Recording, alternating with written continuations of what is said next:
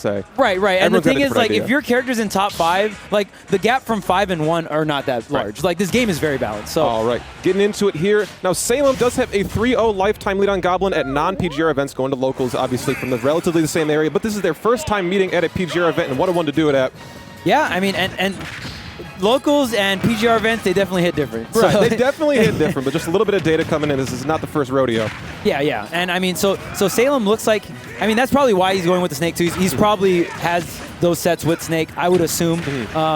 But yeah, Snake is definitely going to be a character that can nullify pressure. As you're coming into Snake, there's so many things to worry about, right? And he's one of the few heavy setup characters that has a frame 1 option. That grenade you've seen being pulled comes out frame 1. And man, look at this work from Salem. And that record is definitely showing here. Right. Doesn't even need the grenade. Actually going to get the kill with the up smash as Goblin was trying to land there too.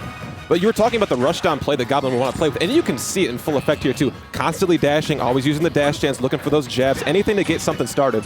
Yeah, Goblin definitely wants to hit this man in the face with his sword, but Salem is not giving it to him, man. Look at all these obstacles, the side B, the up smash. There is so many things he has to go through, and Goblin has to be very careful because usually Roy's can come in and mash their way in, and I'm not saying like Goblin is a player like that, but usually that is a strategy with Roy because your buttons are so good. Right. But when you're fighting up against a character like Snake, you got to be careful because the nade comes out, especially the way Salem is positioning. He's always pulling the nade, so the nade is like looking or more on the side of Goblin. So you got to be really careful because if you hit those grenades, they pop, and Snake is down for the trades, bro. And also, too, whenever we are seeing Salem in advantage, he's standing under that middle platform, just making himself right at home. Got to come to him. Oh, man. Okay, Salem, not only is he keeping him out, but when you get like parry up smash or parry up tilt, he's kicking him out. Yeah, you know that he has all the reads. Not only do I have the set play to keep you out, but like I know exactly when you're coming in, I know exactly when you're swinging, and that's when you're going to get all these big rewards like up tilt. Goblin looking for some aerials here, has Salem at ledge, but Snake, a character who can take his sweet time getting back to the stage with all of his sort of like movement stops, all of his momentum shifts he has there.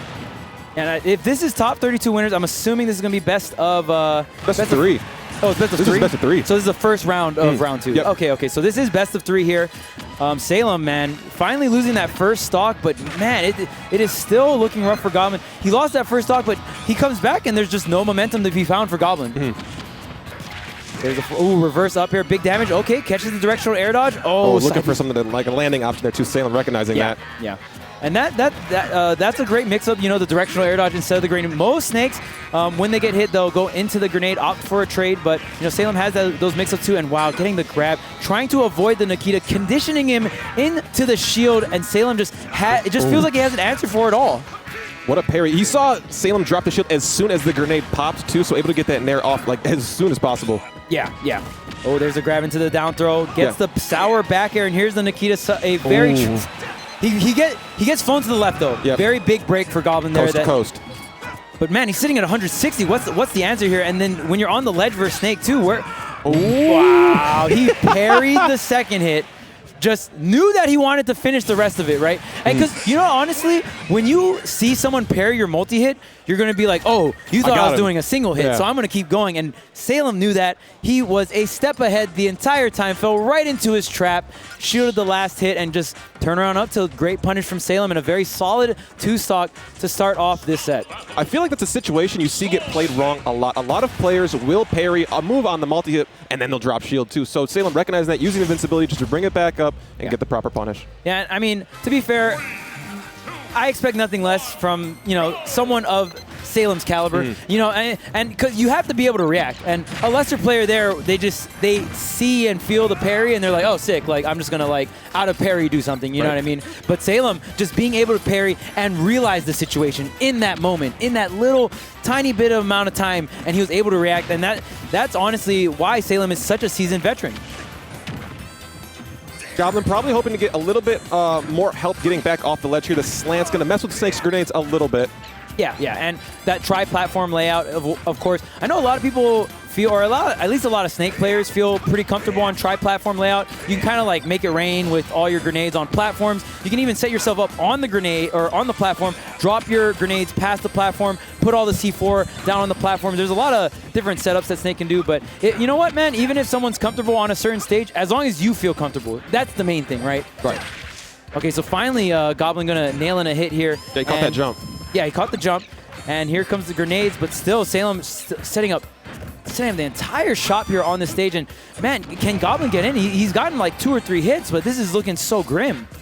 Goblin not wanting to approach that platform and realizing Salem is standing right on top of his C4, and he'll take that trade at these percents. Okay, there's the dash attack there. Here comes the Nikita edge guard. Ooh. Great directional air dodge mix-up from Goblin. Kind of went like up and left, so. Oh, wait, but this is small blast zones. The reason why Goblin picked the stage is, yes, the triplats, but we also have really small blast zones, probably the smallest blast zones out of this entire stage list, and Roy's really good at getting them early stocks, but to no avail, Salem does get the up tilt. Yeah, going to find a first here, too. Like, from the way the game started, too, this is a very, very good position for Goblin to be in. Yeah, I feel like Salem's approaching even a lot here while he's in the advantage. Where we saw when it was an even stocked game, he was sitting a lot more on the platform. Bro, he just killed Snake with no rage. Center stage at 100% before the hit. He jabbed him at 100, center stage, no rage, and he died. This is the kill power we're talking about. Oh, Goblin stuck. Goblin stuck. Oh yeah, he's stuck on that platform, and that's another thing. No, he's stuck. He got stuck. He got the C4 like stuck. on him. Yeah. He's stuck. He's like stuck times 2. Yeah, right. And I mean, that's the crazy thing about Salem too. Like these platform tech chase situations are so good for Snake. Like where do you honestly go?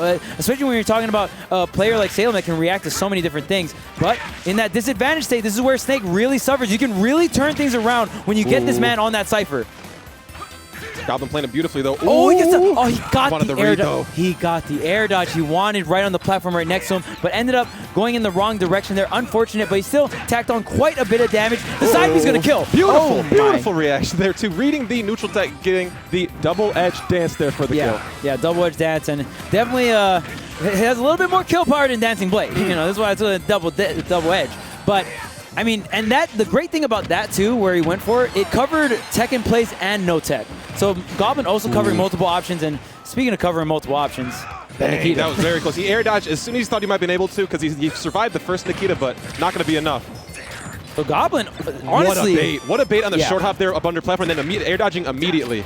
Really, really good stuff. And now, even considering Goblin's like performance in the first stock, it was looking so grim. But look at this, just brought it back and really just showing the strengths of Roy, right? You can get those early stocks. You can keep me out forever. You can do all this chip damage. Oh my God! Just get blown back though. That hits below the ledge. Salem was not messing around. He wanted this to be the very clean 2-0 and a handshake right there. Just bazookaed him in the face, man. I see him use that option more than any other Snake too.